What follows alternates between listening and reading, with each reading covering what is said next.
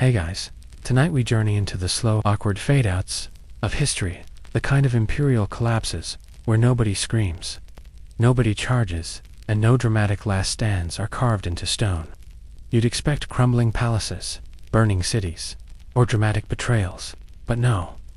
What you get is silence. Just one too many tax exemptions, a gate left unguarded, or an imperial bakery that stops making bread. Empires don't always fall with a sword, they more often melt into the sofa and forget to stand back up. You walk now along a dusty, overgrown path where an emperor once processed with fanfare and elephants. Now it's quiet. You notice moss curling over a toppled milestone. Somewhere beneath your boots lies a forgotten trade artery, once vital, now suffocated under weeds and nostalgia. So, before you get comfortable, take a moment to like the video and subscribe, but only if you genuinely enjoy what I do here. And hey, post your location and local time down in the comments. It's always fun to see where you're drifting off from now. Dim the lights. Maybe turn on a fan for that soft background hum, and let's ease into tonight's journey together. The strange thing is how peaceful collapse sounds. It's not thunderous. It's not chaotic. It's not mild. Take the Carolingian Empire, for example. Under Charlemagne, it was sprawling and grand-spanning much of Western Europe. But within a century, it was leaking territory, fragmenting like stale bread. No massive rebellion, no meteor strike, just time, and lots of awkward, silent shrinking. You hear the quiet in the back offices of forgotten courts, diplomats waiting for instructions that never come. The imperial seal gathers dust. Somewhere, a clerk lights a candle and realizes no one asked for this week's minutes. They keep writing anyway, out of habit. It's adorable and kind of tragic. Historians still argue whether such collapses are true falls or just elaborate rebrandings. Is the end of an empire when its ruler abdicates? When its armies lose a war? Or is it when a kid in some backwater village stops knowing the emperor's name? Take the Byzantine Empire specifically, in the decades before. Constantinople finally fell in 1453. The Ottomans were encroaching. Sure, but what really signaled collapse was internal. Entire provinces had stopped sending taxes. Governors were acting independently. Foreign mercenaries were being paid in grain and promises. Yet life in the capital still ticked on festivals, sermons, poetry readings, as if pretending hard enough would reverse entropy. You picture yourself at one of those late-period banquets. The tapestries still hang, the roast swan is served, but the wine's watered down and everyone's talking a bit too loudly to ignore. The hollow echo of empty halls. There's a strange comfort in this kind of slow decline. It's not violent, it's familiar. Like when a favorite old building turns into a dollar store, or when your hometown's theater becomes a gym. Things change, yes, but softly. One fringe theory about the collapse of the Western Roman Empire: lead poisoning. Seriously. Some scholars suggest the empire's elite class slowly poisoned themselves with their fabulous plumbing and fancy cosmetics. Others say it wasn't lead, but laziness, that generations of inherited power bred complacency. One emperor literally sold his own title to the highest bidder. It's like putting your empire on Craigslist and hoping for the best. What's even more surreal is how people living inside these collapsing empires often had no idea it was happening. To them, everything just got a little worse. The roads were bumpier, the markets thinner, the festivals shorter. You adapt, you grumble, but you never scream, the empire is falling. That would be rude. Picture an old librarian in the Abbasid Caliphate's twilight years. He's still cataloging scrolls no one reads. The ink is thinner, the binding looser. But he shows up each morning, opens the shutters, and writes down the day's date in calligraphy. There's something poetic in the persistence. Historians still debate whether the term collapse is even accurate in most cases. Was the Tang dynasty's end in the 10th century really a collapse, or just a shift? It splintered into kingdoms, but life gasps continued. People still farmed, married, lit lanterns. No one hit a reset button. Meanwhile, the Holy Roman Empire, that centuries-long identity crisis, kept existing in name long after it stopped functioning. Its bureaucracy became a giant, paperwork-scented blob. By the 18th century, you had states within duchies ruled by cousins twice removed, each with conflicting rules about how many goats you could walk through a market square on a Tuesday. And yet it still called itself Roman, like a kid insisting his cardboard box is a spaceship. Sometimes, collapse is a rebranding exercise. Remember that. Empires rarely say, "We're over." They say things like reform, renewal, or imperial revitalization plan phase 4. And so you move quietly through the shadows of old capitals. A cracked aqueduct arches over your head. A road that once led armies now ends at a goat farm. You're surrounded by ecosphent, polite, too proud to yell. There's a bittersweet beauty here. Empires may rise with trumpets and fireworks, but more often, they leave the stage with a yawn, not a scream.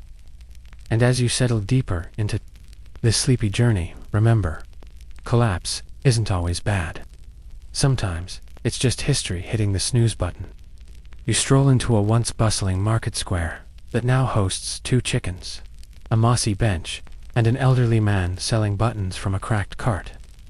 You can almost hear the ghost of commerce past echoing off the faded stone coins that once rang. Like bells now seem to clink in slow motion.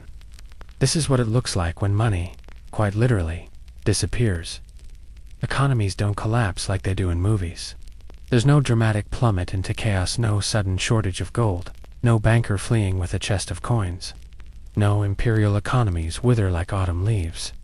You don't realize it at first. One day the coins are slightly thinner. Then, the mint quietly shuts down. Then the king starts paying soldiers in promises and sacks of grain. Take the late Roman Empire, especially in the West. They tried to keep up appearances by continually debasing their currency. That meant less silver in the coins, which made them shimmer a little duller each year. Eventually, merchants stopped trusting the coins altogether. Picture trying to buy bread, only to be told your coin's basically a glittery button. So you barter instead. A few onions for a scarf. 2 chickens for a day's labor. And slowly, a monetized economy unwinds into something medieval and slightly awkward. Historians still argue whether the collapse of imperial economies is the cause of broader imperial decline, or just a symptom. Like, is it the fever that brings the empire down, or just a sign the body's already failing? In some empires, it starts with too many tax exemptions. Nobles, priests, and entire guilds are excused from paying their share, because, well, politics. That leaves fewer shoulders to carry the weight. And those few, they're the regular folks. Farmers, tradesmen, bakers who are now expected to fund castle repairs and road patrols with nothing but stale scones. Imagine being a small-town baker in the declining Abbasid Caliphate.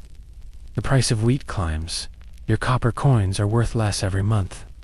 You keep baking, but fewer people can afford your bread. So you cut costs. Smaller loaves, fewer raisins. Then a tax. Collector shows up, demanding a levy that's based on the glory day's output. You offer him 3 buns and a long sigh. Meanwhile, the empire's administrative elite often have no idea what's going on in these villages. They're too busy hosting poetry competitions and ordering marble baths. You'd think someone would sound the alarm, but no one wants to be the guy who says, "Hey, I think the economy's on fire." That guy usually loses his job. Or his head. Sometimes, empires try to fix their declining economies by printing more money, or, in medieval terms, by minting more coins with less precious metal. The Byzantine Empire did it. So did the Tang dynasty. But inflation has a sense of humor. Prices rise, trust erodes, and eventually, your empire is paying its army with something that's legally considered currency, but also might make a decent poker chip. You walk past the ruins of a medieval tax office. It's quiet now. Vines creep over the once seal. Inside, stacks of parchment have been nibbled by rats in time. Each one recorded a transaction, a payment, a name. All now utterly meaningless. The empire's economy didn't explode. It faded. A quirky little detail. In the late Western Roman Empire, people started hoarding coins by melting them down and hiding the metal. Not to spend it, just to protect it from becoming worthless. Archaeologists have found dozens of these hidden stashes. It's like a grandma hiding money in the freezer, but in this case, it's ancient silver buried in a jug under the chicken coop. As you drift further, you sense a pattern. Empires rarely adapt to economic decay. Instead, they double down on old habits. They raise taxes on those who can't pay. They fund military campaigns with money they don't have. They sell off royal lands to nobles in exchange for short-term cash, essentially trading long-term control for one more year of solvency. It's like selling the sofa to buy coffee. The Khmer Empire is another example. Their wealth was tied closely to massive infrastructure irrigation systems, rice fields, temples. But when maintenance failed due to drought, war, or apathy, the wealth dried up, literally. You can imagine a royal scribe still trying to tally non-existent harvests, while lizards sunbathe on his scrolls. Historians still debate whether the real turning point in economic collapse is coinage failure or tax failure. One, you can see. The other, you feel. When people stop paying taxes, either because they can't, or because they realize no one's enforcing it, the imperial budget stops breathing. And once that budget flatlines, even the grandest empire gets cold feet about hiring soldiers or feeding cities. You sit now in the shadow of a crumbling treasury, once gilded, now mostly home to owls. And somewhere in the stillness, you understand. An economy doesn't vanish, it forgets how to function. It forgets its own rituals, its exchanges, its values. The coin becomes a relic. The price of bread becomes a mystery. And trade, once the heartbeat of empire, becomes a whisper, then a sigh, then nothing. So next time someone tells you history is all wars and conquests, remember this: sometimes it's just a ledger that never got balanced, an invoice no one paid, an empire that quietly bounced its last check. You find yourself standing in a throne room that still smells faintly of incense and old velvet. The pillars are grand, but chipped. The throne still sits high and polished, but it's empty and has been for a while. You step closer. There are no guards, no scribes, just a strong draft and a nervous little bird that's nested in the royal crest. And yet, things somehow keep going. Messengers still deliver scrolls. A court musician occasionally rehearses in the corner. People act like the emperor is just running late. Spoiler, he's not. Empires collapse when power forgets where it lives. Sometimes the emperor goes mad, like Charles the Fat, who ruled parts of the Carolingian Empire. He once panicked during a Viking siege and paid the raiders to leave instead of fighting them. That decision didn't exactly inspire confidence, and before long, his nobles stopped answering his calls. Not in a rebellious way, more like ghosting your boss. Quiet, polite, final. Historians still argue whether these kinds of passive breakdowns were deliberate power, leaking on purpose to avoid messy copes, or simply the result of decades of administrative rot. When a ruler becomes symbolic, but not functional, things fall apart slowly. Like a screensaver that never quite loads. Sometimes a ruler is simply absent off, fighting, or negotiating, or enjoying a 12-week pilgrimage to somewhere with better figs. While they're gone, others step in, advisors, stewards, ambitious, nephews with suspicious smiles. Decisions still get made. Policies still shift. But they're made by people whose titles include words like temporary or acting. And you know how that goes. One odd case, the English king, the unready. The poor guy's name basically means ill-advised, which sets the tone nicely. His court was riddled with factions, and most decisions were made by competing nobles with conflicting interests. In many ways, Thellard was less a king, and more a very stressed-out placeholder. But no one really overthrew him. They just ... ignored him. Which is somehow worse. You sit in a side hall where the emperor's voice once echoed. Now, it's filled with the sound of servants debating lunch orders. Governance becomes background noise. Somewhere, a scribe misfiles an edict. A tax decree is mailed to a province that no longer exists. No one notices. Here's a quirky little twist. During the later days of the Holy Roman Empire, There were periods when no emperor was crowned for years. The crown was technically vacant, but the bureaucracy rolled on like a cart with one squeaky wheel. Regional princes did their own thing, but they still bowed toward the phantom emperor in official correspondence. It was imperial cosplay, and everyone was in on it. Historians still debate whether this kind of absentee rule was inherently destructive or wearily stabilizing. After all, a chaotic but absent king might be preferable to a terrible and active one. Sometimes, people prefer neglect over interference. Meanwhile, in places like the Abbasid Caliphate, the caliph eventually became more of a religious figurehead than a ruler. The real control drifted to viziers and military commanders. It wasn't announced, it just happened. Picture a CEO who still appears in commercials, but hasn't made a real decision since the company outsourced everything to middle management. And don't forget the Byzantine Empire. Those guys had emperors overthrown, reinstalled, blinded, and reblinded. Yes, that happened on a semi-regular basis. Yet somehow, the empire limped forward. Because when no one's sure who's in charge, everyone tries to be. The result: a court that functions more like a family reunion, where everyone's trying to steal the pie, while pretending to host the dinner. You glance up at a mural of a once glorious emperor, his crown oversized, his robes majestic, and beneath the fresco, someone scratched a note into the plaster. Long live the empire. Ironically dated after the empire was already technically dissolved.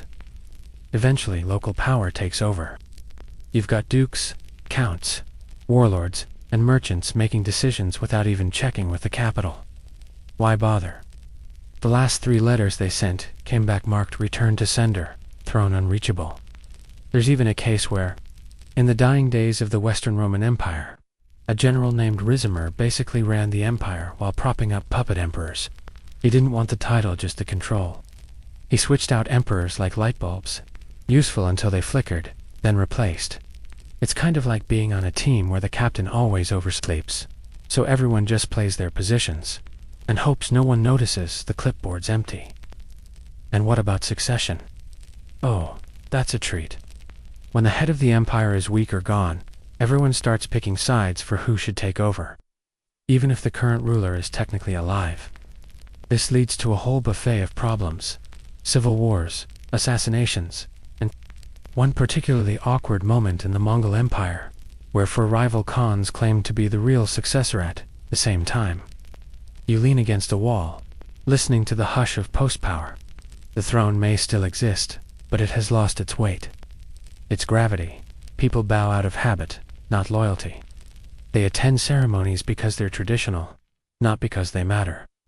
And still, the empire exists on paper. The borders are drawn. The seals are pressed into wax. The charters are signed.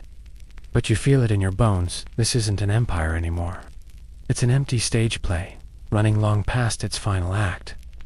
So you step out of the throne room, leaving the silence behind. The crown may not have fallen, but it's definitely misplaced.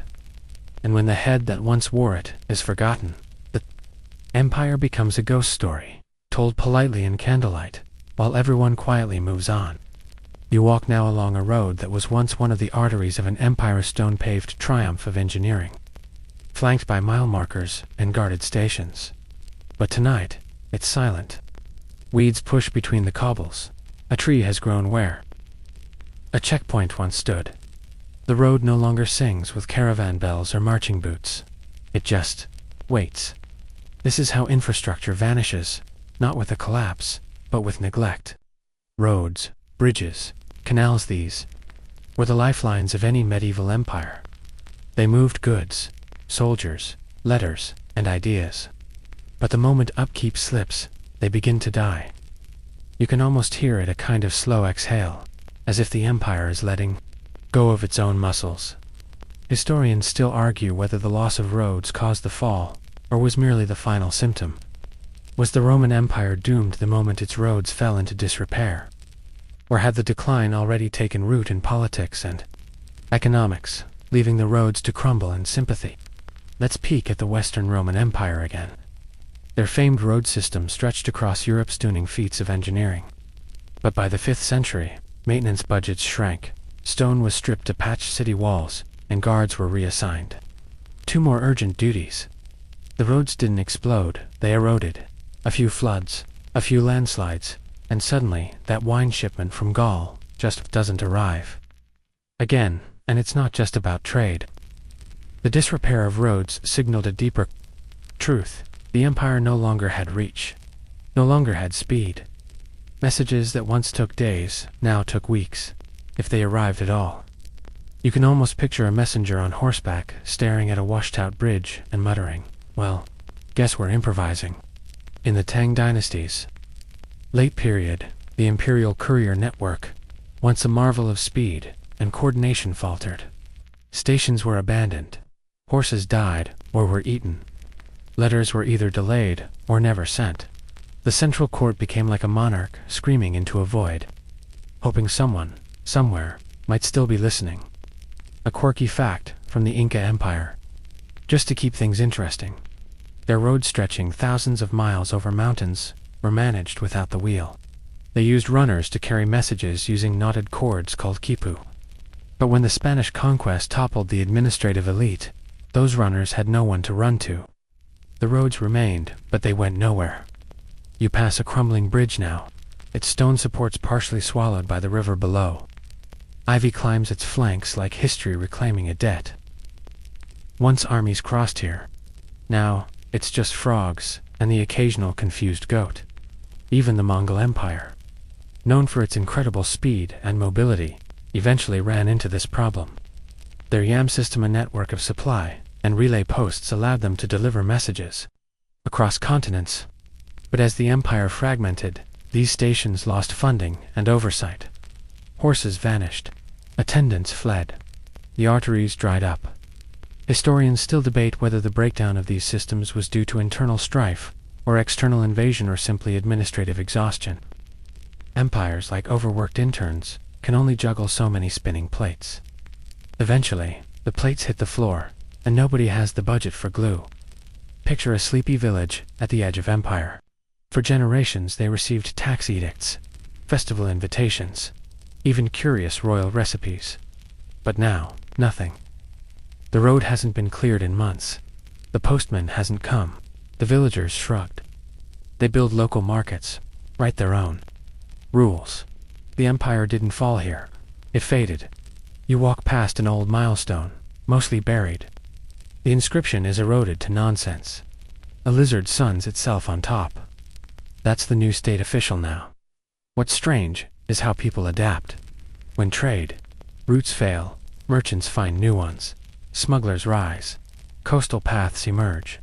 Some villages become self-sufficient out of necessity, not ideology. No rebellion, no flags, just quiet autonomy. And the cities, they feel it too. The caravans stop. The spices dry up. The cloth grows coarse. Artisans shift to cheaper materials. It's not apocalyptic. It's inconvenient. But over time, inconvenience hardens into decline. A small but telling example. In late medieval Europe, cities once reliant on distant grain shipments began converting parks and abandoned lots into gardens. They weren't preparing for war. They were preparing for silence, for the permanent absence of movement. You sit now beside an old canal, stagnant and clogged with reeds. It once carried barges laden with stone and silk. Now it carries nothing but mosquitoes and old dreams. You think of how proud some emperor must have been, opening this waterway with parades and speeches, and how, somewhere in a ledger, a clerk once noted the last shipment with a shaky hand and no reply. What's perhaps most haunting is that the empire still technically owns these roads and canals, but owning something and using it are two very different things. A deed does not equal a heartbeat, and you wandering these forgotten paths begin to sense the deeper silence of imperial decay. It's not about drama, it's about disconnection. The center no longer holds, because the lines that tied it to the edges have frayed and broken, and no one's replacing them. So you turn down an unpaved path, following a route that no longer appears on maps. The empire, once a spiderweb of control, is now just scattered threads. You walk on, gently brushing aside a branch as if parting. The curtain on a history most have long since stopped reading. You pass beneath a crumbling gatehouse, its iron portcullis, long since rusted into a permanent shrug. Beyond, lies a fortress not ruined, exactly, but noticeably sleepy. The torches are out. The watchtowers are unmanned. You half expect someone to emerge yawning in a nightgown rather than armor. This is what happens when military decline sneaks in quietly. No grand defeat, no dramatic mutiny, just fewer boots, duller swords, and officers more interested in dinner than drills. The image of a medieval empire often conjures knights in gleaming plate, war elephants, trebuchets, flinging cows, but behind the poster is a messier truth. The castle was too expensive to maintain. The soldiers weren't paid, and the general's been away hunting for 3 weeks. Let's look at one familiar example: the late Byzantine Empire. By the 14th century, their famed military tradition had thinned to a skeleton crew. They couldn't afford to field large armies anymore. Instead, they relied on foreign mercenaries who were loyal right up until someone paid them more. You can almost hear a desperate official whispering, "Do we really need cavalry this year?" Historians still argue whether the militaries of fading empires decayed because of financial collapse or administrative chaos. Either way, the effect is the same. Garrisons shrink, training lapses, and no one shows up for the Wednesday archery drills. Even great medieval fortifications became useless without the people to man them. Take Angkor Thom in the Khmer Empire. Massive walls, wide moats, but, by the time of decline, the military presence had largely withdrawn. What good is a mile of stone if the guards have switched to fishing? And don't even get started on the recruitment problems. In the Holy Roman Empire's later centuries, military service was no longer an honor, it was a chore. Some lords sent poorly trained conscripts, or just paid fines to skip their quota. One duke famously fulfilled his obligation by sending 2 old men and a goat. The goat was the best trained of the 3. You peer into a guard tower. Inside, there's a Motheton banner, a half-empty wine jug, and a spear used more for propping up laundry than skewering invaders. The garrison hasn't been resupplied in months. Their horses were sold. Their armor's been melted down to make coins or candlesticks. A fringe theory even suggests that some late empires wanted smaller armies, fewer chances for rebellion. After all, the logic being, better a weak empire than one stabbed from within. It's sort of like solving a fire hazard by banning candles and heat. There's also the matter of ghost forts, military outposts, left in place officially, but effectively abandoned. On paper, they exist. In reality, they're occupied by local farmers or squatters who now make wine in the armory. You picture a lonely bureaucrat carefully updating a ledger to say, "Fort status, fully operational." Meanwhile, bats flap over the empty battlements. You walk past the old parade grounds. The training dummies are collapsing under moss. A single crossbow bolt is stuck in the dirt, forgotten after a lazy drill.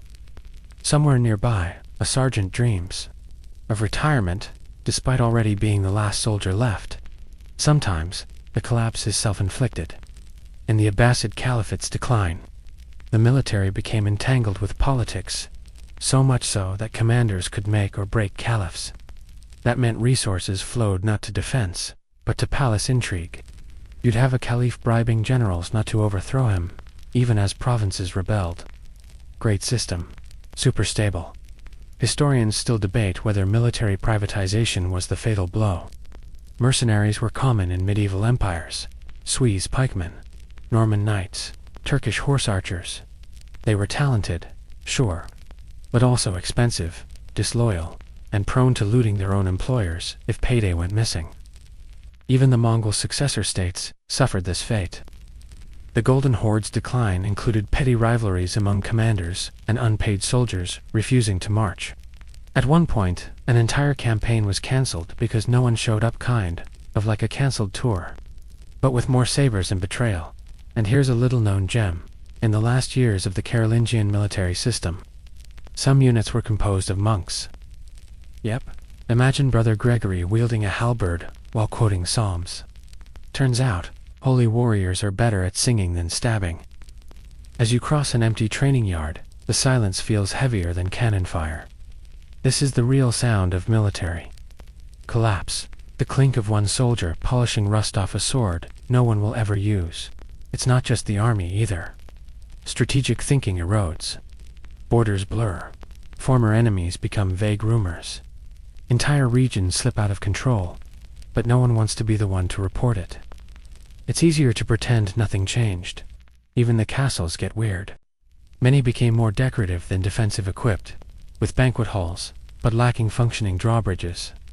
There's something deeply medieval about a fortress that can't keep out wolves, but has a harpist in every wing. And what happens when the military finally disappears entirely? Civilian leaders try to step in, merchants hire guards, towns raise militias, local lords build their own walls. It works kind of, until it doesn't. You descend a staircase once used by knights. Your footsteps echo. Somewhere behind you, a banner flutters gently, its colors faded to memory. The military didn't fall here. It wandered off, slowly, one boot at a time. The empire remains technically, but now it's a body with no fists. A stage without actors. The banners still hang, and the titles are still used. But the men who once bore swords beneath them are gone, and you keep walking, past walls that no longer protect, towers that no longer see, and gates that never open. The silence of peace, maybe, but also the silence of an empire that forgot how to defend itself. You stroll through a chapel now, not grand, but old, with soot-smudged frescoes, and a roof that drips just slightly when it rains. It smells like wax and dust and something unsettled. The pews are crooked. The altar cloth is frayed. There's a priest asleep in the corner chair, and a handful of villagers sitting in nervous silence, waiting for a sermon that may never come. This, dear listener, is how religion gets weird when empires start to fall apart. It starts subtly. The bishops bicker more than they bless. The relics seem to multiply, suspiciously. Suddenly, every other monastery has a fragment of the true cross or 12. Holy men wander the countryside with wild eyes and suspiciously detailed, apocalyptic predictions. You'd think someone would notice, but no. Empires in decline often cling to religion even harder, and in doing so, start warping it. Take the late Roman Empire. Christianity had gone from persecuted to state religion in under a century. But as the Western Empire crumbled, so did ecclesiastical unity. Doctrinal debates turned into fistfights. Councils were called every other year to figure out who was right about the nature of Christ. Meanwhile, barbarians were knocking at the gates. Priorities historians still argue whether this religious fracturing helped or hindered the empire's end. Some say it gave people hope in dark times. Others say it distracted from the urgent matter of, say, stopping the Huns. And it wasn't just Rome. In the final centuries of the Abbasid Caliphate, theology became tangled in statecraft. Caliphs appointed puppet imams to issue convenient rulings. Factions broke off. Mystics and fringe preachers gained popularity. Some said the world would end. Others claimed it already had, and no one noticed. You pause beside a crooked icon gold, leaf flaking, the eyes of the saint suspiciously crossed. At some point, religion shifts from spiritual comfort to psychological wallpaper. Everyone still attends the ceremonies, but the fire is gone, or replaced by something stranger. Here's a delightful oddity. In the waning days of the Byzantine Empire, relic sellers became a booming industry. Need a fingerbone of St. Mark, a feather from Gabriel's wing, some blessed dirt from the Mount of Olives. No problem. Just don't look too closely, or ask why it smells like goat. And then there were the apocalyptic cults. Oh yes, they bloom, like mushrooms during collapse. Charismatic figures declare the end times are here, usually on Tuesdays. Sometimes they predict salvation through purity, other times through fire. Either way, they collect followers, some sincere. Some just board and march through the countryside like medieval flash mobs.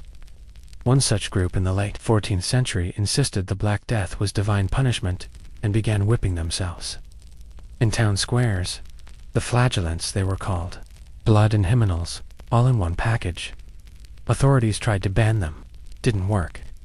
Desperation has a rhythm. You find a faded parchment, nailed to a chapel door, some prophecy scribbled in barely legible ink. It mentions the moon turning to blood, a sea of frogs, and something about a goat that walks backward. Totally normal stuff. Definitely not a sign your empire's religious institutions are spinning off into surreal performance art. Historians still debate whether institutional religion loses its grip during collapse because of corruption, or just competition. When central authority weakens, suddenly everyone's a prophet. Priests lose their monopoly. Faith becomes fragmented, personal, unpredictable. Even monastic orders go rogue.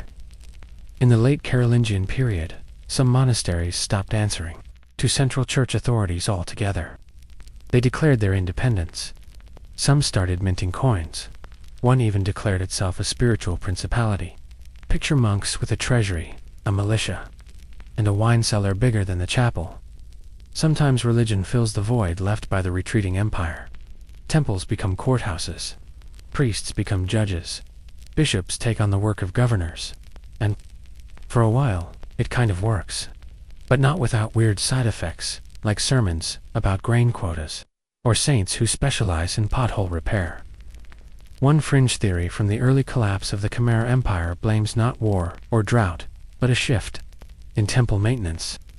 As state resources dried up, huge ceremonial complexes were abandoned. The gods, it seems, did not appreciate being left out in the rain. When your temple crumbles, the people start to wonder if the heavens are next. You sit now in a pew with splinters in the wood and a prayer book that hasn't been updated since 3 kings ago. The words are still spoken. The candles are still lit, but the meaning flickers. Even holiday festivals change. Once grand processions shrink. Saints' days blend together. Pilgrimages dry up. Faith becomes smaller, more localized. Villages start worshipping obscure saints no one else has heard of, like Saint Belinda of the bread ovens or Saint Reginald who defeated the rats. Their stories are oddly specific. Their miracles, suspiciously seasonal sometimes. Rulers try to fix things by leaning harder on religious legitimacy. God chose me becomes the official policy stance. But if the roads are crumbling and the armies vanished, people start asking questions. Quietly, of course.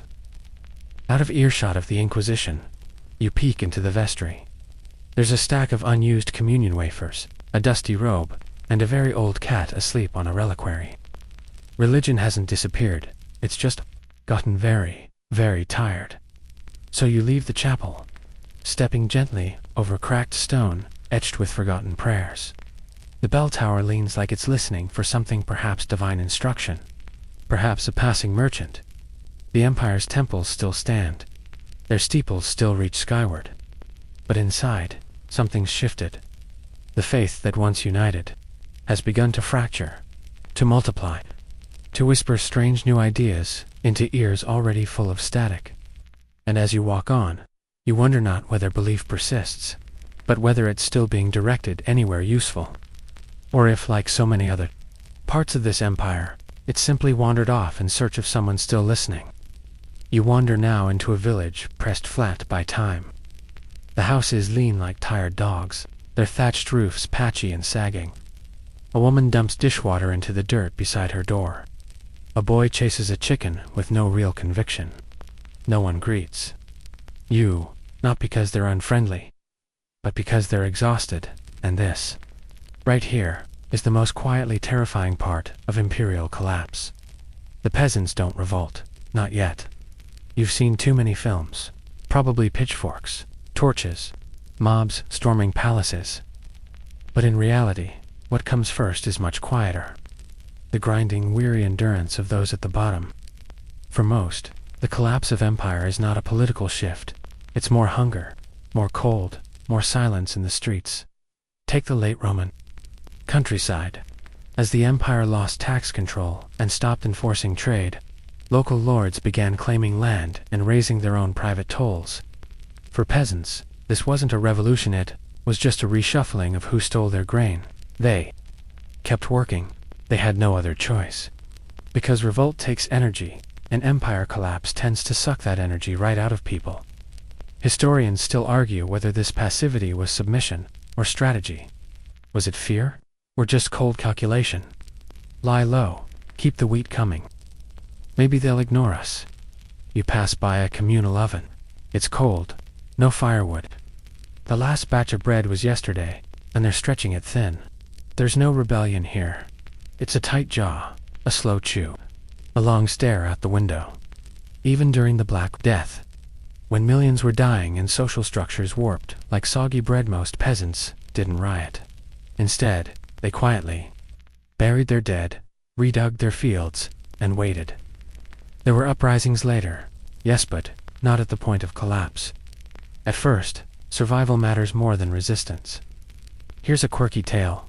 In the final years of the Khmer Empire, entire villages vanished from state records. Not from war, not from plague, just disappeared. Archaeological digs show people moving into the jungle, away from canals and temples, setting up smaller, self-contained farming sites. Not protesting, just unplugging. And this is the secret. Many of the lower classes opt out of empire before it collapses. Taxes stop getting paid. Conscription quotas get ignored. Villagers begin trading locally, growing just enough for their own. Empire becomes a faraway noise, like a broken radio in another room. You sit on a crumbling stone wall, watching a group of children patch a fishing net. Their clothes are worn, but they don't seem miserable. In fact, they're laughing quietly. Their world has narrowed to something manageable, maybe even bearable. Sometimes the empire tries to reassert control, sends taxmen, sends soldiers, but the villagers are gone, or uncooperative, or simply pretend not to understand the dialect anymore. You'd be amazed how often I don't speak the king's tongue, get someone out of paying grain THS, and in cities, the quiet simmer looks different. Markets get thinner. Artisans start bartering instead of taking coins. Apprentices drift away. The baker switches from rye to barley. No one writes to the mayor anymore. The city council still meets, but mostly to reminisce about better harvests. A fringe theory from the late Aztec period suggests that some rural communities deliberately returned to older tribal structures even before the Spanish arrived, abandoning central temples, ignoring imperial tribute requests, and relocalizing governance. It wasn't defiance. It was preemptive withdrawal. Historians still debate whether this collapse from below is more damaging than wars or invasions. After all, a city can be rebuilt after a siege, but what do you do when everyone simply stops participating? Even literature hints at it. Folktales from late-stage empires often include characters who refuse the call. The farmer who doesn't report for duty. The youth who hides when the royal messenger comes. Passive resistance woven into bedtime stories. You pass an empty village square. At its center is a stone well with a dry bucket. Around it, silence. This used to be the site of festivals. Now, it hosts chickens and dust. But the village survives, just differently. There's something profoundly human about this phase. People don't scream. They don't rise. They endure. Empire collapses like a great machine powering down, but these tiny engines, family, food, faith, familiarity, keep turning, slowly, creakily, but turning. And when revolt does come, it's usually not political. It's because someone raised the tax quota once too often, or conscripted the village's last 2 able-bodied boys. That's when the simmer finally boils. The torches come out, the manor burns. The local noble flees wearing 3 hats and no boots. But even then, it's local, not ideological. The empire doesn't fall from a manifesto. It falls from exhaustion. You look back one more time at the village you've passed through. A curtain twitches. A pot clinks. A sheep coughs somewhere in the barn. Life continues, quietly disobeying the empire by simply being. This, you realize, is the truest sign of decline, not chaos. Not collapse, but the slow peeling away of everyday belief. In the system, in the center, in the crown. No flags are lowered. No trumpets are silenced. Just another cart that doesn't arrive. Another festival that isn't held. Another family that doesn't look toward the capital anymore. They're not revolting. They're replacing. You move now through a noble estate, or rather, what's left of one. The gate creaks on its hinges, rust carving patterns into iron.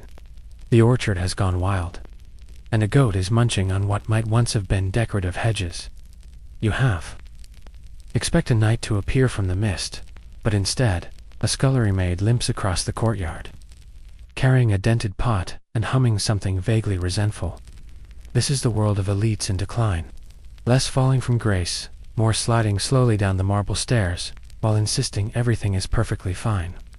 At the top of every empire sit its lords, dukes, sultans, empresses, however you want to style them. In the golden days, they throw feasts, fund armies, commission architecture that makes peasants feel very, very small.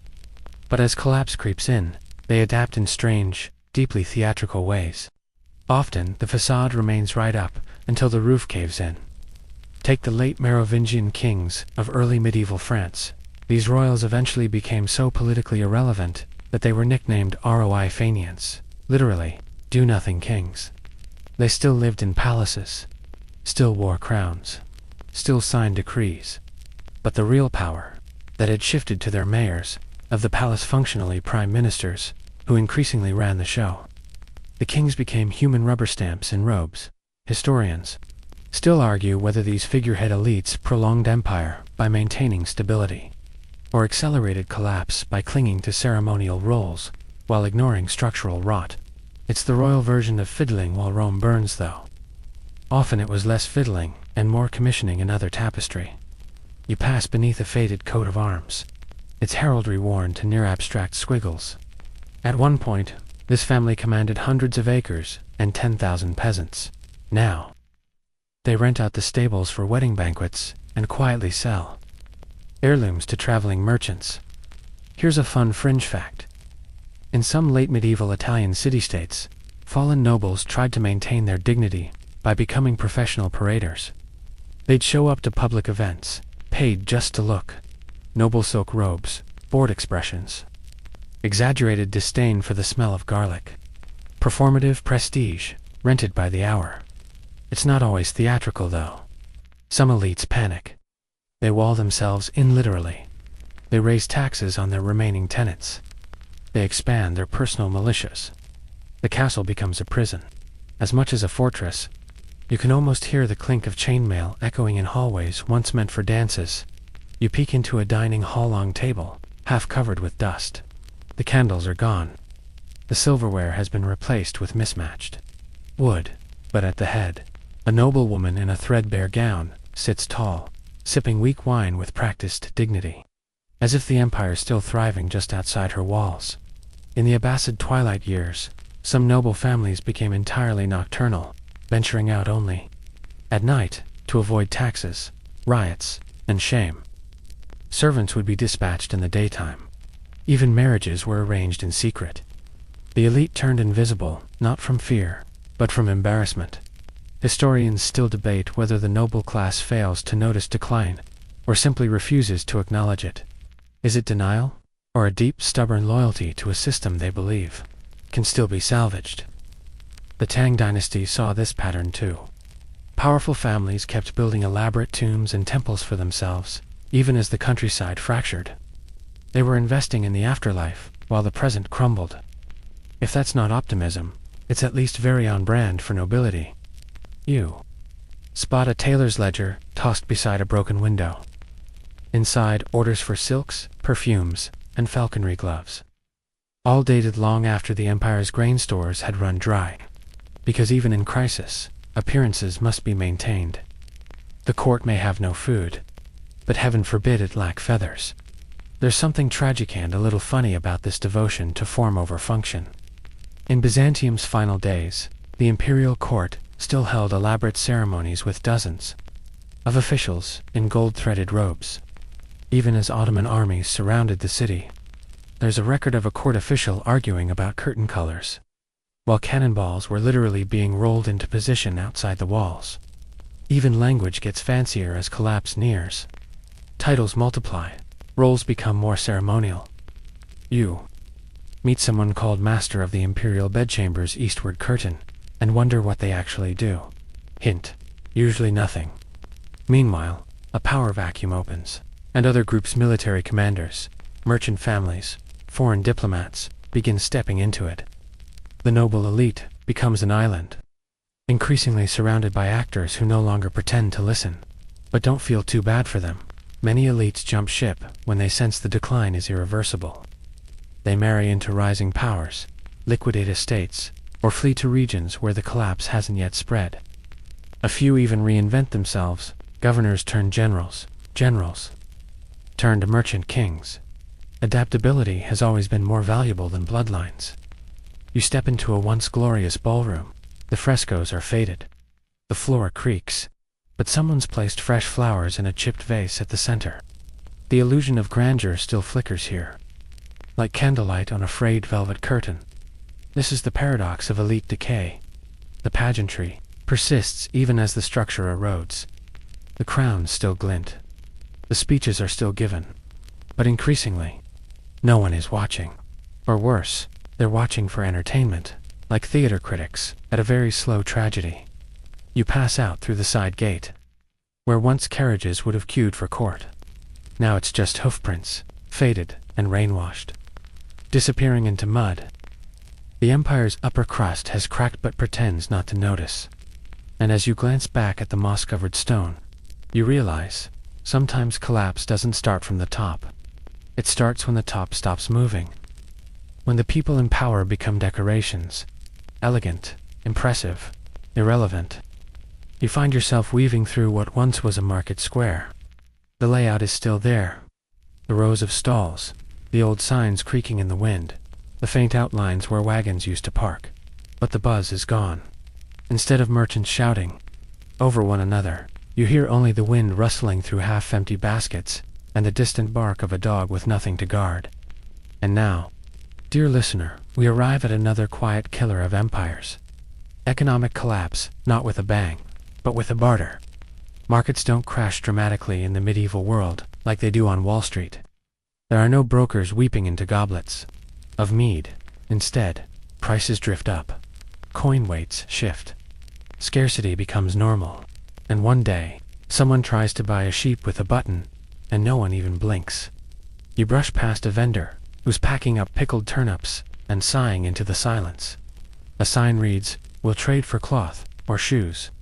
Underneath, in smaller letters, or even just news. Let's go back to the Roman Empire again, because they were the gold standard for dramatic fades. In the later Western Empire, inflation got so bad that coinage became essentially meaningless. The government tried mixing in cheaper metals, bronze, tin, mystery substances that might have included bits of shoe. Merchants began weighing coins instead of trusting their faces. Some towns just gave up and reverted to barter. 2 chickens for that pot, they'd say, and I throw in a handshake. Historians still argue whether economic collapse was the engine of imperial decline, or the byproduct of deeper fractures like overreach, military spending, or environmental strain. But once your money turns into metal-scented confetti, it doesn't matter what started the fire. And if you want quirky, in the 11th century, Ghana Empire, when the empire's gold trade faltered due to shifting trans-Saharan routes, saltiest salt became the new gold. There are accounts of slabs of salt being carried on camelback and accepted as currency. The empire adapted ... briefly, but the shift signaled a loss of control over key trade nodes. Economies don't die, they drift into other people's hands. You stop at a fountain, once the heart of the square. It's dry. Coins still lie at the bottom, offerings to an economy that no longer answers prayers.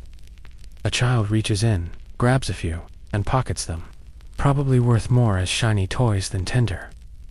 In the collapsing Song dynasty, the invention of paper money was both genius and disaster. It sped up commerce, but when political stability faltered, counterfeiting skyrocketed. Inflation ballooned.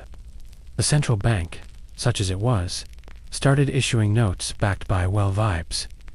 Eventually, merchants went back to silver. The paper was folded into lampshades. You pass a textile stall.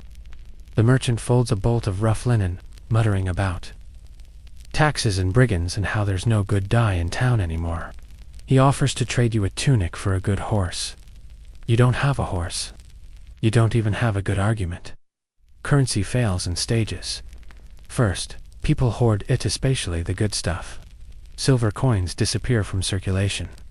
Then prices rise unevenly, luxuries soar, while bread becomes the only thing anyone can afford. Eventually, even bread fluctuates daily. You stop trusting coinage and start trusting neighbors. Or goats. Goats are reliable. Even guilds begin to wobble. The once proud bakers' union now hosts meetings where half the members are unemployed, and the others bake loaves the size of insults. Standards drop. Apprenticeships dry up. Master craftsmen become wandering peddlers. You meet one he used to forge swords for a baron. Now he repairs chamber pots in exchange for radishes. A fringe theory suggests that, as empires decline, local economies strengthen. Not in terms of wealth, but in resilience. A fishmonger with 10 reliable customers will survive better than a banker with 10,000 imaginary ones. You hear the clink of cowrie shells in a side alley. An old woman is exchanging them for herbs. This isn't regression, it's reinvention. It's the economy saying, fine, if no one's going to manage me, I'll just become folklore. Historians still debate whether tax burdens increased or decreased in late-stage empires. Officially, they increased more desperate rulers, squeezing what was left. Unofficially, tax collectors stopped visiting certain regions entirely. Not from mercy, from fear. You don't collect from villages that throw stones and have a collective missing persons folder named after you. Even the merchants start to vanish. Caravans reroute. Ship captains take their spices elsewhere. Trade towns become ghost towns. One day, someone notices the silk district smells more like mildew than murind. That's when they know the merchants are truly gone. You sit beside a moneylender's stall. The abacus is dusty. The ledgers haven't been updated in months. He offers you a loan with 0 interest, provided you can pay him back in beeswax and forgiveness. You politely decline. Oddly enough, economies still function after collapse. They just get weirder. You'll see coins with 2 emperors' faces, each claiming to be legitimate. You'll hear rumors of far-off cities where the currency is still strong, usually untrue, but comforting. You'll find markets held only under the full moon, with prices negotiated in riddles. You leave the square, stepping around a collapsed stall and a pile of half-laden dates. A child darts by, clutching a handful of copper coins like they're talismans. Maybe they are. And as you leave behind the smell of dust and cloves, you feel it in the ear, the quiet surrender of economic certainty. The empire still draws its borders on maps, still mints coins, still declares prosperity in loud, shaky letters. But here, on the ground, people are already living in the next economy. And no one bothered to tell the emperor. You walk now through the damp halls of a palace archive, or what used to be one. Rows of shelves lean under the weight of scrolls, ledgers, and records. Some have toppled. Others are chewed at the edges by rats, or moths, or time itself. Dust lies thick on everything. You run your finger across a marble desk, and the mark you leave feels like a signature on the back of a forgotten empire. This is where collapse gets papered over literally. Bureaucracy, you see, is the glue of empire, not the exciting part. Not the statues or the conquests or the declarations of glory, but the paperwork, the receipts, the census lists, the irrigation schedules, the whole ticking mechanism behind the scenes that lets an empire pretend it knows what's going on. And when that machinery starts to grind, oh, it's not dramatic, it's not loud, but it's absolutely lethal. You find a tax ledger dated 50 years ago, columns of numbers, then blank lines, then question marks, then the word lost scribbled in a different hand. Bureaucratic failure is not one big crash. It's a slow fuzzing of the edges, a creeping fog that eats information and leaves confusion behind. Let's revisit the late Roman Empire one more time, because no one collapses quite like they do. Their once slick bureaucracy, the envy of the ancient world, began to calcify. Offices were bought and sold. Records went unverified. Entire regions were counted twice. So or not at all. Imagine trying to feed an army when half your grain reports are optimistic guesses, and the other half are jokes from overworked scribes. Historians still argue whether bureaucratic bloat or corruption was the bigger threat. Did the empire collapse because the system grew too complex, or because everyone involved eventually stopped believing it mattered? Here's a fun tidbit. In Tang China's waning years, the once meticulous imperial examination system, the gateway to officialdom, started, awarding positions based more on bribes than brilliance. Poets and philosophers were replaced by nephews and gamblers. One official supposedly gained his role because he recited the wrong classic so confidently that no one dared correct him. And then there's the paperwork that does get filed incorrectly, a decree sent to the wrong province, a land grant issued twice, an army scheduled to arrive last month. As the empire ages, clerical error becomes policy. You imagine a lonely scribe at a desk, scratching his head, thinking, well, I suppose we'll just pretend that works. You brush past a cabinet marked urgent dispatches and peek inside. It's filled with unopened messages. One seal bears the faded imprint of a now extinct duke. Another is addressed to someone titled Grand, overseer of water spoons. Your guess is as good as anyone's. Even language falls victim. Bureaucrats invent terms so specific, no one understands them outside the office. Edicts are issued in language so dense, it needs a glossary and 3 interpretations. In the final years of the Holy Roman Empire, some tax forms reportedly required 6 stamps, 2 translations, and a priest's signature just to sell cheese. As systems fray, local officials improvise. A tax collector can't reach a village, he estimates. A census agent's donkey goes lame. He skips a few towns. A clerk misreads an order. Suddenly, there's a surplus of chamber pots in the cavalry division. A fringe theory claims that because if the Maya collapse was bureaucratic overload, as ceremonial centers grew and rituals became more elaborate, so too did the record-keeping. Steely those carved stone calendars got denser and denser. Eventually, the system couldn't keep up. The scribes were drowning in their own cosmic math. Time outpaced them. You find an inkpot tipped over, a dark stain spreading across a half-written proclamation. The handwriting trails off.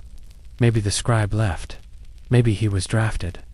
Maybe he just gave up mid-sentence. And it's not just about paperwork. It's about the flow of information. In healthy empires, the center knows what's happening in the provinces. In failing ones, the center hears nothing, or worse, hears lies filtered through 5 layers of flattery and fear. The emperor thinks the granaries are full, the troops are ready, and the peasants are cheerful. They aren't. They never were. You step into a side room, walls lined with dusty maps. Red ink marks borders that no longer exist. A few are labeled pending, or contested, or simply. One entire region is crossed out and replaced with Ask Gregor. Even communication breaks down. Messages arrive late, or not at all. Seals are forged. Edicts are misread. One town might be under 3 different tax codes and obeying 2 rival governors. And yet, they continue to send in what they can, because ignoring the bureaucracy entirely still feels riskier than playing along. But eventually, people do stop. They stop registering births, stop recording marriages, stop filing land claims. What's the point? The empire won't enforce it. The court won't read it. The ink dries, but nothing moves. Historians still debate whether a failing bureaucracy is a symptom or a signal. Some see it as the canary in the coal mine. Others say it's the last thing to go, clinging on long after the armies, roads, and palaces crumble. Maybe both are true. Maybe the empire lives on in triplicate, long after it stopped breathing. You leave the archive behind, stepping into a corridor of offices with doors ajar. Behind one, a stack of unopened scrolls. Behind another, an empty chair still bearing the indent of someone who once believed this work mattered. And perhaps it did. For a while. Perhaps these clerks' encounters held the seams together longer than anyone realized. But eventually, even the best filing system can't stop the ceiling from leaking. And the best ledgers can't feed a hungry child. The empire doesn't collapse because someone forgot to write something down, but it often collapses in places just like this. Now your path winds through what was once a vibrant intellectual center, a monastery, perhaps, or a university cloister. Vines creep over the stone archways. Parchments lie curled and crumbling inside forgotten chests. A globe, cracked and dusty, spins idly in the breeze from a shattered window. This is where empires lose their minds, not through madness, but through intellectual decay, not the burning of books, not yet. First comes something slower, sneakier. Scholars retire and are not replaced. Libraries remain locked for lack of keys. Students stop arriving. Professors lecture to empty benches. You can almost hear the echo of a monologue delivered with dignity to an audience of spiders. Take the Abbasid Caliphate's House of Wisdom in Baghdad, shining beacon of science, translation, and astronomy. In its heyday, it preserved Greek philosophy, pioneered algebra, and mapped the heavens. But as political instability grew, funding dried up, scholars scattered, and superstition edged out reason. Eventually, Mongol invaders finished the job, tossing manuscripts into the Tigris. Legend says the river ran black with ink. Historians still argue whether intellectual decline is a cause or a casualty of collapse.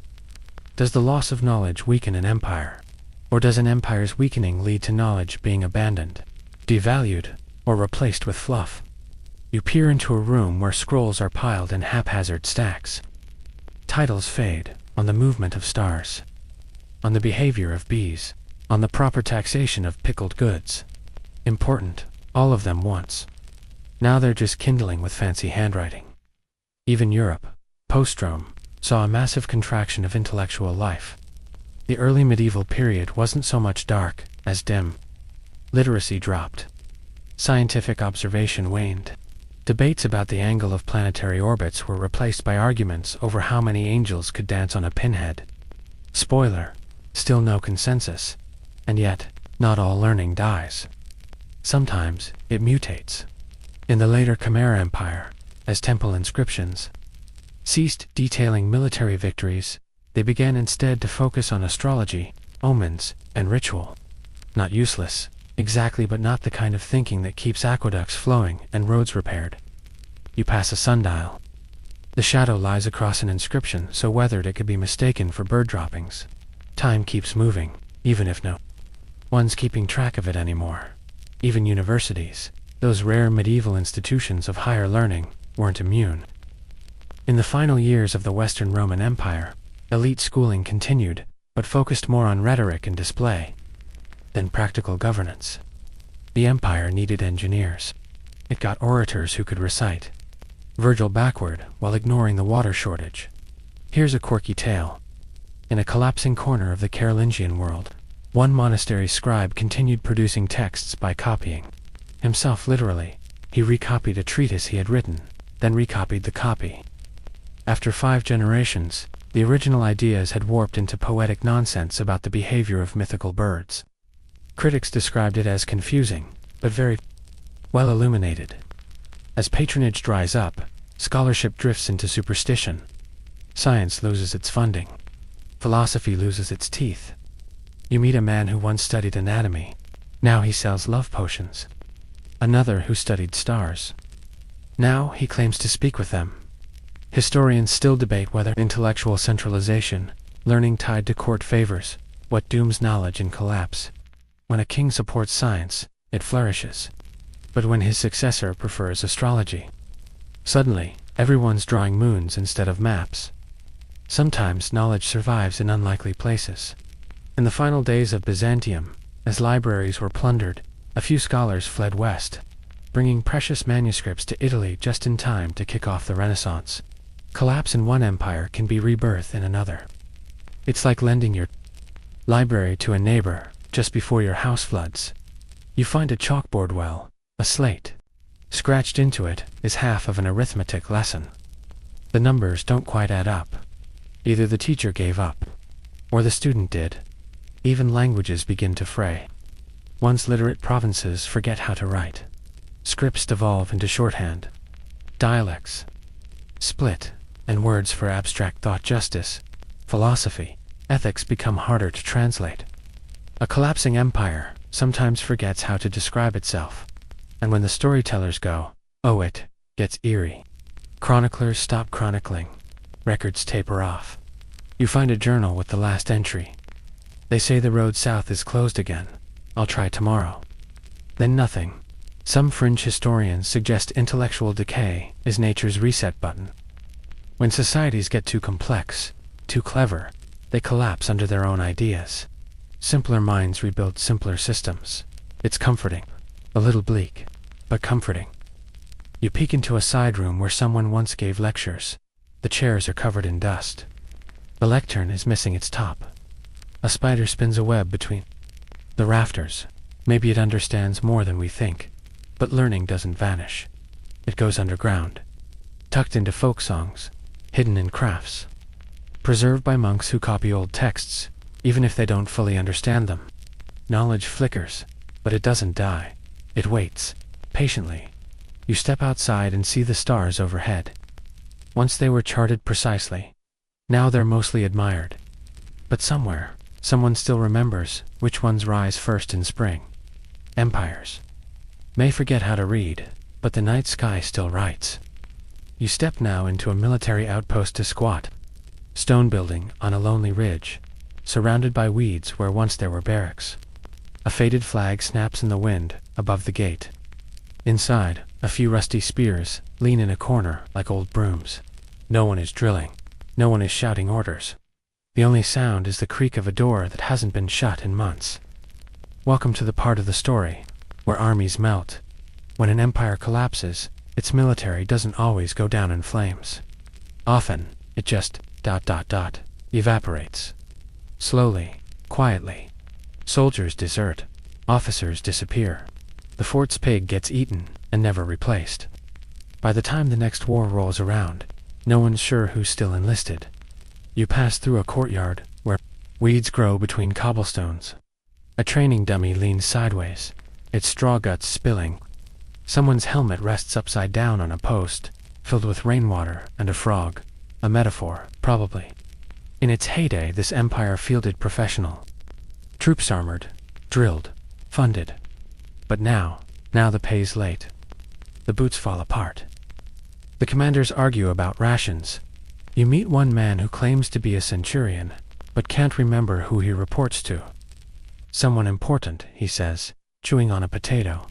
Or was it Gregory? Let's go back to Rome again, because when it comes to dramatic declines, they truly set the bar. In the later centuries, the Roman army began recruiting more and more barbarians to fill its ranks. Not just as auxiliaries, but as core units. They were cheaper, available, sometimes more loyal than the locals. But the result? A military that no longer spoke Latin, didn't always obey the emperor, and sometimes had its own plans entirely. Historians still argue whether this dilution of identity saved the army or spelled its doom. Did flexible recruitment prop up the empire longer than expected? Or did it create a sword that could turn on its master? Here's a strange fact. In the late Tang dynasty, some garrisons were paid entirely in tea. Yes, tea. Not because it was tasty, though it was, but because actual coinage had become unreliable, and tea could be traded or consumed. Imagine negotiating with a soldier while he sips your paycheck. You step into a command room. The map on the wall is faded. Territories are marked with pebbles, a few pushed off the edge and left on the floor. A report lies half in red, its last line simply, "Supply carts have not arrived." Morale is low. Requesting further. That's the other killer logistics.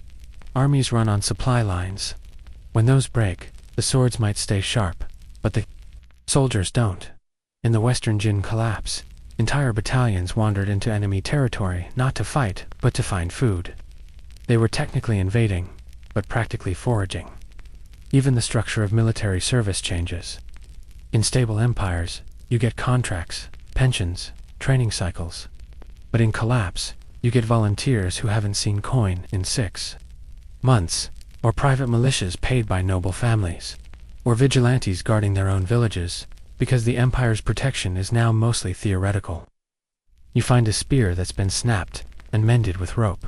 Someone tried. That's the thing most of them do try. No one wants to abandon their post. But when there's no food, no orders, and no clarity on whether the empire even exists anymore, duty becomes a story you tell yourself to stay sane. In the Chimera Empire's twilight years, royal guards were tasked with defending temple complexes, but inscriptions suggest they spent more time farming nearby fields than standing sentry. They rotated duties, took naps under banyan trees, and sometimes just wandered off entirely. Can't really blame them. Some fringe historians believe that in certain collapses, the army remains long after the empire's gone roaming, fragmenting, selling its services to the highest bidder. Mercenary groups become little kingdoms of their own. One captain of the Byzantine Varangian Guard reportedly founded a small breakaway state on an island, naming himself Lord Commander of the Middle Banquet. You pass a training yard. The straw targets are moldy. A sword lies half buried in mud. There's no clash of steel, no barked orders, just the hush of what used to be discipline fading into memory. And what of the generals? Some flee, others switch sides, a few fight to the bitter end. But many simply vanish into the fog like chess pieces swept from a board, mid-game. A letter arrives from the capital. Hold your position. But no one is left to read it. Historians still debate whether military collapse is the cause or effect of greater decline. Does the army fail because the empire is dying? Or does the empire die because the army fails? Sometimes, collapse is hidden. On paper, the army still exists. The rosters are full. The garrisons are listed. But in practice, the men are gone. The weapons are rusted. The walls are breached. And the signal fire hasn't been lit in weeks. You leave the fort behind, stepping down a crumbling path where once patrols marched proudly. A single boot print in the mud leads toward the woods. Maybe a deserter. Maybe a survivor. Maybe someone who realized the fight was over long before anyone admitted it. And that's how it ends. More often than not with a battle, but with silence. The army doesn't fall. It forgets to stand. Now you tread through a landscape that doesn't appear on any official map. A patchwork of hamlets, watchtowers, half-built roads, and overgrown shrines. It's not that the empire has abandoned this place, it's that it never really arrived. You're in what the scribes used to call the margins, and here's the twist. As empires collapse, the center doesn't just fall, the periphery swells. These outlands once dismissed as backwards or irrelevant begin writing their own stories, quietly at first, then with increasing confidence, because when the imperial spotlight dims, the shadows grow bold. Take a breath, you smell wood smoke. Hear a local dialect that bears only passing resemblance to the language of the capital. A farmer waves at you with the easy, slow confidence of someone who hasn't paid taxes in 4 years and dares the empire to say something about it. Let's talk the periphery, the edges. The places that were always too far from the palace to be governed properly, but just close enough to be taxed and recruited. In times of imperial strength, these zones feel the weight of control. But when collapse sets in, they loosen their belts and start stretching their legs. The Western Roman Empire had Britain. Remember that. Roman towns, villas, bathhouses. Then, Rome pulled back, and local warlords' guys, with impressive mustaches and 2 working swords filled the gap. By the time Rome thought about coming back, the island had politely declined. Historians still argue whether these border regions caused collapse by refusing central control, or adapted first because they never truly depended on it. Is the periphery a rebel, or a rehearsal for what comes next? You walk along a narrow trail lined with carved stones. Local symbols. Not the empire's eagles, or dragons, or lotus motifs. This is local identity, slowly rising through the cracks, like stubborn grass, through broken marble. In the later Abbasid period, far-flung provinces like Khorasan and Afriqiya began appointing their own governors, officially at first. Then, boldly, tribute became optional. Decisions stopped flowing through Baghdad. By the time the Caliph noticed, they weren't provinces anymore. They were countries. And here's your quirky tidbit. In post-classical Ethiopia, some highland communities began erecting stone obelisks, using engineering knowledge that seemed oddly advanced for the time. Scholars think it may have been local adaptation of abandoned imperial tech, like someone finding an old iPad and using it to build a tractor. You come across a town council meeting being held under an old tree. There's no mayor, no banner, just a circle of elders debating irrigation. A goat interrupts twice. Democracy-ish, even religion starts to localize. Central temples are too far, too corrupt, too slow. So regional cults re-emerge, old gods resurface. In Southeast Asia's fading empires, animism made a strong comeback not as rebellion, but because the imperial priesthood lost relevance. You can't worship a king god who hasn't visited in your lifetime. Fringe scholars sometimes argue that true cultural resilience only appears in collapse. It's when people have to create their own stories, rituals, symbols, when they stop importing identity from the capital and start home-growing it. You visit a hill shrine. It's modest, no gold, no decree carved into stone. But offerings are fresh. The people believe here, maybe more than they ever did in the court's official religion. That's the strange grace of collapse. It makes room. Remember the Temps dynasty. As the central government weakened, the southwestern provinces started forming their own networks of trade and military defense. They never declared independence. They didn't need to.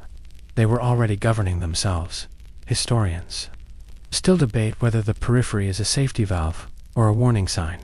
Does it keep society from total breakdown? Or does it reveal that the empire was already hollow, the center depending on loyalty it never earned? You pass a school, not state-sponsored. Just a mat, a chalkboard, and a teacher who once trained in the capital and then never left home again. The lessons here are half official curriculum, half herbal medicine and local weather patterns. Adapted education. Useful, not glorious. Even clothing shifts. You see tunics cut in the old imperial style but dyed with local pigments, adorned with regional embroidery. It's not defiance. It's the beginning of something else, and trade doesn't stop at reroutes. Merchants stop paying tariffs and start paying tolls to village councils. Currencies change. One town starts using carved tokens made from olive wood. Another insists on salt bars, like it's 400 years ago. But they trade, and they eat. You sip tea made from unfamiliar herbs. The host speaks of a council that meets once a month to discuss road upkeep, grain shares, and bandit repulsion. Bandits, he notes, are often former imperial tax collectors. The irony is appreciated. Sometimes, the center tries to reassert control, sends envoys, declares reforms, but the envoys get lost, or ignored, or offered dinner, and then politely asked to go home. And if the empire does fall officially, finally, the periphery doesn't panic. It sighs, adjusts its hat, keeps going. The periphery, you realize, isn't the edge, it's the beginning. You make your way through a sunlit glade where a broken road once passed. Stone pavers lie half buried under moss, cracked by roots and softened by time. Birds chirp. Somewhere water trickles. It's peaceful, strangely so. You're walking through a post-imperial quiet, not the silence of defeat, but of something new, not yet named. This is what it feels like after the collapse has, well, collapsed. No more proclamations. No more imperial marches. No final trumpet sound echoing off cathedral spires. Just absence. And oddly enough, life. Because here's the part no one likes to talk about. Most people survive. Empire collapse.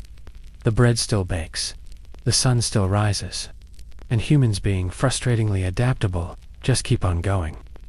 Often, they're already preparing for the next system before the last one has even stopped twitching. You pass a field being plowed by hand. No overseers, no imperial tax collectors lurking nearby. Just a farmer and his ox. The rhythm is slow, intentional. He's humming a tune you don't recognize. And you get the sense it wasn't passed down through royal archives. It came from his grandmother's mouth on a winter night, wrapped in warmth and flour-dusted hands. Take the Western Roman collapse in Britain. When the legions left, towns shrank, stone buildings emptied, and currency vanished. But the people didn't.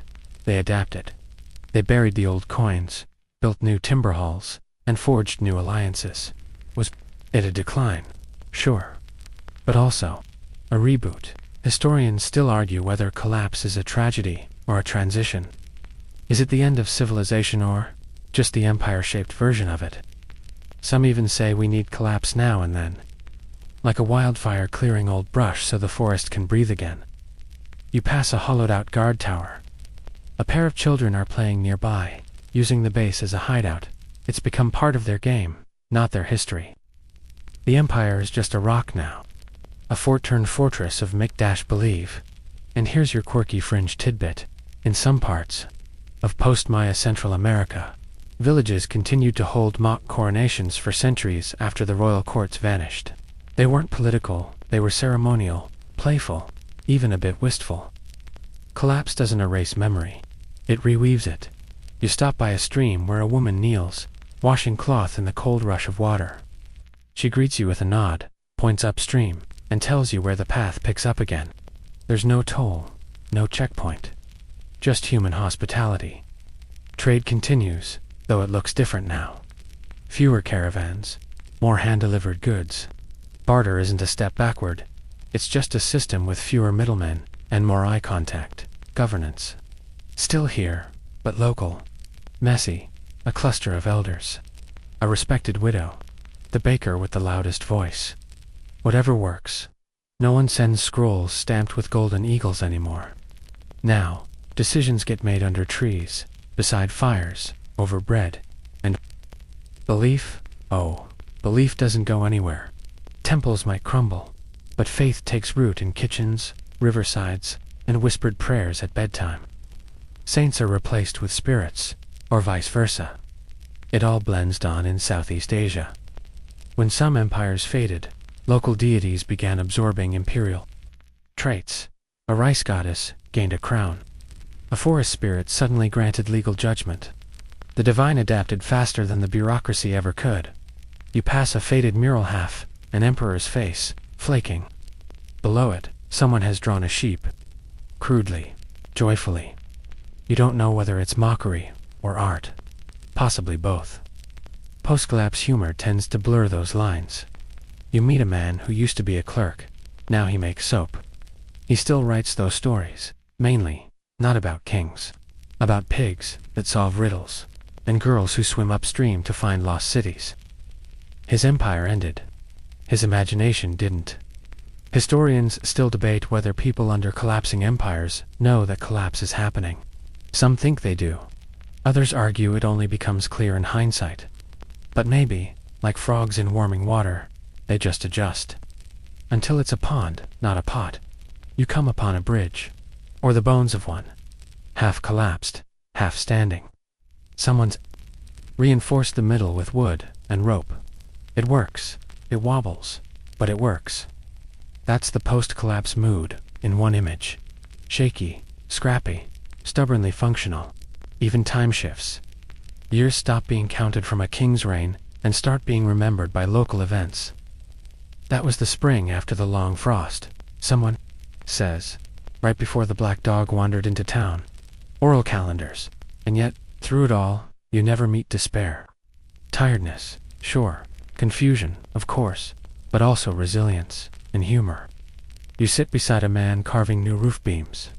He tells you a joke about the emperor's last parade and laughs so hard, he drops his chisel. The chisel hits his foot. He swears. You both laugh harder. Collapse, you see, doesn't look like a ruined capital. It looks like someone planting onions. Beside it, not despite the ruins, but because of them, the center is gone. But the world didn't fall apart, it just fell into new hands. You climb now to a gentle rise overlooking everything you've passed. Down below, broken roads, quiet forts, empty palaces, flickering temples. But also fields, still green. Chimneys, still smoking.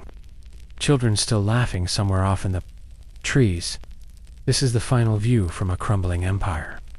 And oddly, it's not all ash. This is how it ends. Not with the cataclysm of collapse, but the exhaustion of holding it all together. Empires don't explode. They unbutton their coats, sigh deeply, and slip away when no one's looking. You stand beside an old milestone, half buried in weeds. The inscription is worn smooth. It used to say how far you were from the capital. Now, it says nothing. Maybe that's appropriate. The capital might not even exist anymore, at least not in any meaningful way. Here's the last truth. No one declares the end. There's no final emperor ceremony. No collective sigh. Just a long, slow shift from we are mighty to we were something once. In the waning days of the Byzantine Empire, they still still coined money, still embroidered imperial eagles on every robe they could find. But the borders had collapsed. The tax base had vanished. And Constantinople itself was a shrinking island in a rising sea of Ottoman strength. Still, they persisted. Because to admit it was over would be to admit they no longer mattered. And who wants to write that into the records? Historians still argue whether the final stage of collapse is denial or acceptance. Some empires go down kicking, others fade into legend. Most do both. You pass a crumbling colonnade where vines stretch like lazy bureaucrats. Someone has set up a loom between two columns. The woman weaving doesn't even glance up. She lives in the world that came after the empire. To her, this is just architecture with good shade. Here's your final, quirky footnote. In post-collapse Angkor, villagers began moving into the abandoned temples and living inside them. Shrines became houses. Courtyards became meeting places. The line between sacred and domestic blurred completely. They didn't destroy what came before. They reused. It may be that's the secret. Empires dream of permanence, but people are more pragmatic. They don't need marble to remember. They need shelter, food, something to pass on. You sit beneath an olive tree, eating a bit of bread given to you by someone whose ancestors likely served under the old regime. She doesn't mention it. Why would she? Her world is full enough. The harvest is due. The goats are moody. There's talk of building a bigger oven. Even memory softens. Children grow up hearing that there was once an empire.